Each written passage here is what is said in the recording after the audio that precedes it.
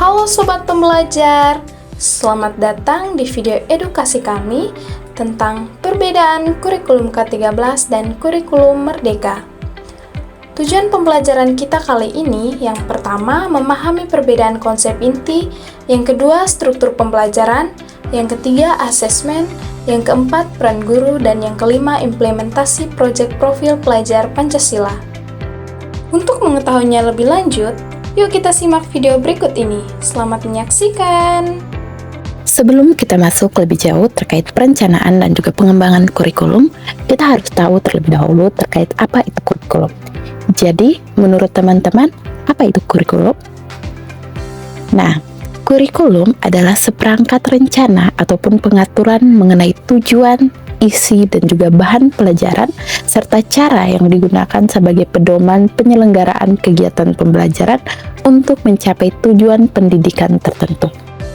Lebih dari sekedar daftar mata pelajaran, kurikulum mencakup seluruh pengalaman pelajaran yang dirancang dan juga dialami peserta didik, baik di dalam maupun di luar kelas. Kurikulum mengarahkan bagaimana proses pendidikan itu berlangsung, mulai dari perencanaan, pelaksanaan, hingga evaluasi hasil belajar. Kurikulum juga menjadi cerminan dari nilai-nilai budaya serta visi pendidikan suatu bangsa. Oleh karena itu, penyusunan kurikulum harus memperhatikan perkembangan ilmu pengetahuan dan juga teknologi, serta kebutuhan masyarakat dan juga karakteristik peserta didik agar pembelajaran yang dihasilkan benar-benar relevan dan juga bermakna. Kurikulum Merdeka memiliki orientasi tujuan belajar yang berbeda dari kurikulum 2013. Kalau di K13, pembelajaran berfokus pada pencapaian kompetensi inti dan kompetensi dasar, maka di kurikulum Merdeka fokusnya beralih pada capaian pembelajaran atau CP. Menariknya, capaian pembelajaran ini disusun per fase, bukan lagi per tingkat kelas. Artinya, guru punya keleluasaan lebih besar untuk menyesuaikan pembelajaran dengan kemampuan dan kebutuhan siswa di kelas. Jadi, siswa yang cepat bisa melangkah lebih jauh, sementara siswa yang butuh waktu tambahan tetap mendapat pendampingan tanpa harus merasa tertinggal. Tujuan akhirnya bukan hanya menguasai materi, tetapi juga mengembangkan kompetensi, karakter, kreativitas, dan kemampuan berpikir kritis. Selain itu, kurikulum Merdeka berupaya membentuk profil pelajar Pancasila, yaitu pelajar yang beriman, mandiri, gotong royong, bernalar kritis, kreatif, dan menghargai keberagaman. Sebagai contoh, dalam pelajaran bahasa Indonesia, siswa bisa memilih jenis teks yang ingin dia analisis, misalnya teks berita, cerpen, atau biografi. Selama indikator capaian pembelajaran tercapai, semua pilihan dianggap benar. Dengan begitu, pembelajaran menjadi lebih bermakna, relevan, dan menyenangkan bagi setiap siswa. Yang berikut kita masuk di struktur pembelajaran dan alokasi jam. Jadi, pada kurikulum 2013, struktur pelajaran baku dan mata pelajaran ditentukan oleh pemerintah. Jam belajar telah ditetapkan per mata pelajaran secara nasional. Sebaliknya, kurikulum Merdeka memberi ruang fleksibel bagi sekolah untuk menentukan alokasi jam dan desain pembelajaran, termasuk penggunaan jam khusus untuk proyek P5 hingga 20% sampai 30% beban belajar. Adapun studi kasus, contohnya di salah satu SMP pelaksanaan kurikulum Merdeka, hari Jumat digunakan untuk proyek lingkungan, sehingga pembelajaran tematik dilakukan dan jam pelajaran reguler diringkas Senin sampai Kamis. Ini menunjukkan fleksibilitas struktur pembelajaran dalam kurikulum Merdeka. Nah, melalui perencanaan kurikulum, guru dapat memastikan bahwa tujuan pendidikan nasional dan kebutuhan peserta didik dapat tercapai secara efektif dan efisien. Perencanaan yang baik memungkinkan guru untuk mengatur proses pembelajaran secara terarah, mulai dari penetapan tujuan, pemilihan materi, metode, hingga evaluasi hasil belajar.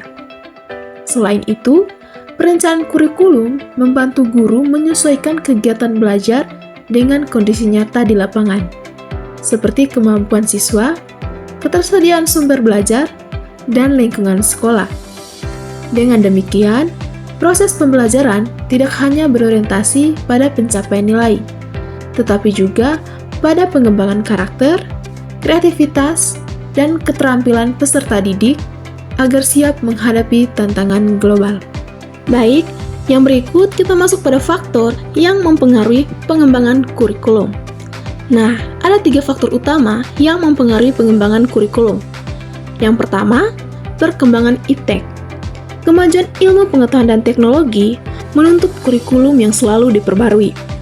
Peserta didik perlu dibekali literasi digital, kemampuan berpikir kritis, dan keterampilan beradaptasi agar siap menghadapi perkembangan teknologi dan mampu berinovasi. Yang kedua, kebutuhan masyarakat dan dunia kerja. Kurikulum harus menjawab tuntutan zaman. Dunia kerja membutuhkan lulusan yang memiliki komunikasi yang baik, kolaborasi, kreativitas, serta kemampuan memecahkan masalah. Karena itu, kurikulum harus relevan dengan kebutuhan masyarakat dan dunia kerja modern. Nah, yang ketiga yaitu nilai dan budaya bangsa. Pengembangan kurikulum harus tetap berpijak pada nilai-nilai Pancasila, budaya lokal, dan karakter bangsa. Selain pengetahuan akademik, peserta didik perlu dibentuk menjadi pribadi yang berakhlak, toleran, dan memiliki rasa cinta tanah air. Yang keenam, asesmen formatif K13 versus kurikulum merdeka. Jadi, dalam kurikulum 2013, proses penilaian masih banyak berfokus pada tes tertulis dan penilaian sumatif untuk mengukur capaian akhir siswa. Sementara itu, kurikulum merdeka menekankan pentingnya asesmen formatif berkelanjutan yang menjadi bagian dari proses pembelajaran itu sendiri.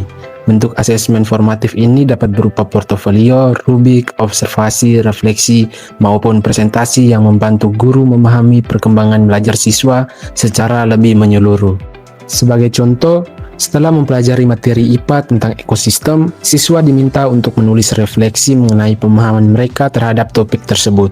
Guru kemudian meninjau hasil refleksi tersebut untuk mengidentifikasi siswa yang masih mengalami kesulitan. Berdasarkan temuan itu, guru dapat menyesuaikan strategi pembelajaran selanjutnya agar seluruh siswa memperoleh pemahaman yang baik sebelum menghadapi penilaian sumatif. Nah, yang berikutnya teman-teman, kita akan membahas topik tentang perbandingan RPP dan modul ajar. Nah, kalau di kurikulum 2013 revisi, RPP hanya berisi 3 komponen utama, yaitu yang pertama tujuan pembelajaran, yang kedua langkah-langkah kegiatan, dan yang ketiga penilaian hasil belajar. Namun, saat kita beralih ke kurikulum merdeka, guru tidak lagi menggunakan RPP, melainkan modul ajar. Modul ajar ini lebih lengkap, fleksibel, dan kontekstual, dan juga disesuaikan dengan kebutuhan siswa dan kondisi sekolah. Dan di dalam modul ajar ini, terdapat beberapa komponen penting. Yang pertama itu capaian pembelajaran, yang kedua tujuan pembelajaran, yang ketiga alur tujuan pembelajaran, yang keempat materi dan aktivitas pembelajaran, yang kelima asesmen dan rubrik penilaian, dan yang keenam refleksi. Jadi, dapat kita simpulkan, perbedaan utama antara RPP 1 lembar dan modul ajar terletak pada kelengkapan dan fleksibilitasnya. Kalau RPP lebih ringkas, maka modul ajar lebih menyeluruh dan mendukung semangat kurikulum merdeka dan juga memberikan kebebasan bagi guru untuk berinovasi dan menciptakan pembelajaran yang bermakna bagi siswa. Oke, baik teman-teman, yang berikut saya akan menjelaskan mengenai Proyek P5, perbandingan kurikulum 2013 dan kurikulum merdeka, implikasi di kelas dan juga refleksi.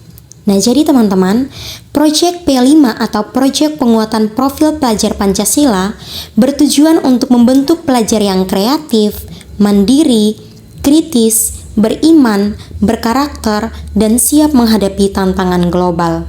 Nah, contohnya, siswa membuat proyek urban farming untuk meningkatkan ketahanan pangan sekolah. Nah, jadi yang berikut adalah perbandingan kurikulum 2013 dan kurikulum merdeka. Jadi teman-teman, kurikulum 2013 menekankan pembelajaran yang seragam melalui KI dan KD, sedangkan kurikulum merdeka lebih fleksibel dengan capaian pembelajaran per fase. Dalam kurikulum 2013, guru berperan sebagai sumber utama belajar, sementara pada kurikulum merdeka, guru menjadi fasilitator dan pendamping siswa. Nah, penilaian pada kurikulum 2013 berfokus pada hasil ujian, sedangkan kurikulum Merdeka menilai proses dan juga perkembangan melalui asesmen formatif. Dan yang berikut, dokumen pembelajaran pun berubah dari RPP 1 lembar menjadi modul ajar yang lebih lengkap, dan proyek P5 kini menjadi kegiatan wajib untuk membentuk karakter siswa.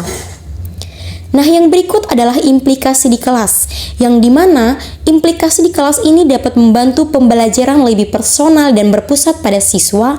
Penilaian lebih menekankan proses dan juga perkembangan siswa, bukan hanya pada hasil akhir. Dan juga, guru dituntut untuk lebih kreatif dalam menyusun pengalaman belajar yang autentik. Dan yang terakhir itu adalah refleksi, yang dimana tantangan utama penerapan kurikulum Merdeka adalah bagaimana sekolah dan juga guru dapat memastikan bahwa semua siswa mendapatkan kesempatan belajar yang adil sesuai kebutuhan dan potensinya masing-masing.